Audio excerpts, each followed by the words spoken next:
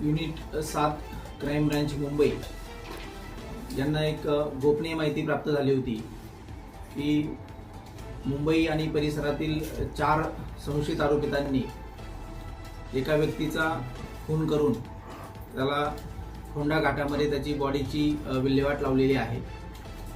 त्या अनुषंगानं युनिट 7चे प्रभारी आत्माराम सावंत, API शेलार आणि त्यांच्या टीमनी हे जे 4 संशयित आरोपी आहेत यांना काल दुपारी वेगवेगळ्या ठिकाणाहून ताब्यात घेतल्यानंतर त्यांच्याकडे सखोल चौकशी करण्यात आली आणि त्यांनी केलेल्या चौकशीमध्ये त्यांनी हा सदर प्रकार केल्याचं तपासामध्ये निष्पन्न झालेलं आहे। एकंदरीत सदरची घटना ही 29 डिसेंबर 2021 या वेळी घडलेली आहे।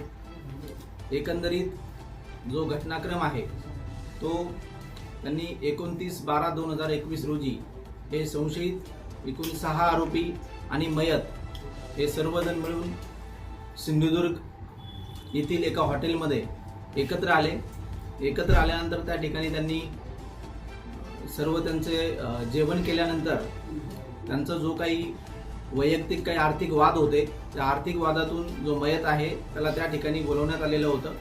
त्याला त्या ठिकाणी त्यांनी मारहाण केली। मारहाण केल्यानंतर त्याचा मृतदेह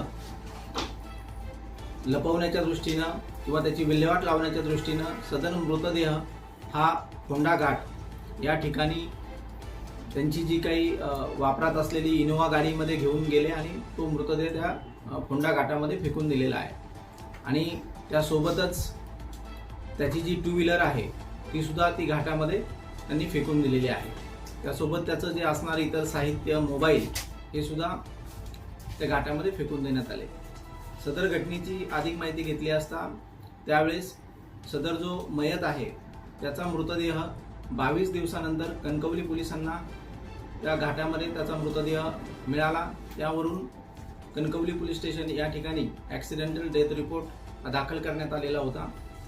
एडीआरच्या चौकशांती त्यांनी 29/12/2022 रोजी ॲक्सिडेंटचा गुन्हा 279-304 अन्वये दाखल करण्यात आला व त्याचं दोषारोपपत्र माननीय न्यायालयामध्ये दाखल करण्यात आलेलं होतं। एकंदरीत सदर जो प्रकार आहे यामध्ये आतापर्यंत केलेल्या चौकशीमध्ये असं निष्पन्न होत आहे की हे जे एकूण 4 आरोपी आहेत जे ताब्यात घेण्यात आलेले आहेत, संबंधित जी माहिती आहे ती सिंधुदुर्ग पोलिसांना कळवण्यात आलेली आहे। त्यांची टीमला हे जे 4 आरोपी आहेत ते ताब्यात देण्यात येणार आहेत। एकंदरीत त्यांनी सदर जो मृतदेह आहे आणि सदर हा जो प्रकार केलेला आहे हा ॲक्सिडेंट आहे असं भासवण्याचा प्रयत्न केलेला आहे, परंतु आतापर्यंत केलेल्या तपासामध्ये एकूण 6 आरोपींनी मिळून तो जो मृतक आहे अशफाक मुलानी उर्फ निहाल याचा खून केल्याचं तपासामध्ये निष्पन्न झालेलं आहे।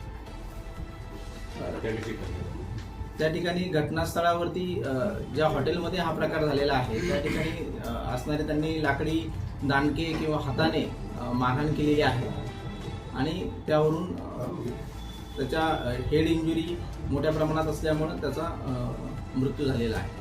एकंदरीत त्याच्यामध्ये एक सुरेंद्र सोनावडेकर एक आरोपी आहे, मनोज भडांगे, आतिश मोरे आणि ऋतुराज शेट्टी असे हे 4 आरोपी आहेत। यांना ताब्यात घेण्यात आलेला आहे आणि अजून या गुन्ह्यामध्ये एकूण 2 आरोपी हे अमित राऊत आणि मनोज भंडारी असे 2 आरोपी फरार आहेत। उशिरा इनोवा गाडीमध्ये मागच्या डिकीमध्ये टाकला आणि त्यानंतर ते फोंडा घाटामध्ये जाऊन तो मृतदेह त्यांनी दरीमध्ये फेकून दिलेला आहे। पण सर एकंदरीत ते सर्वजण सोबत हॉटेलमध्ये गेलेले होते, सोबत त्यांनी एकत्र जेवण केलेलं आहे आणि जेवण झाल्यानंतर त्या ठिकाणी त्यांनी त्याला मारहाण करून त्याचा खून केलेला आहे आणि रात्री उशिरा त्यांनी सर्व हॉटेलमधले कामगार किंवा बाकी सर्व झोपल्यानंतर त्यांनी हे बॉडीची विल्हेवाट लावण्यासाठी फोंडा घाटामध्ये बॉडी घेऊन गेलेली आहे।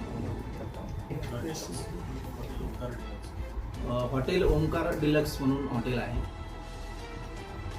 तेच सांगत आहे की आम्हाला 2-3 दिवसापूर्वी एक इन्फॉर्मेशन मिळाली होती की मुंबई आणि मुंबई परिसरातील एकूण 4 जण आहेत की त्यांनी एका व्यक्तीचा खून करून त्याची मृतदेह हा फोंडा घाटामध्ये फेकून दिलेला आहे.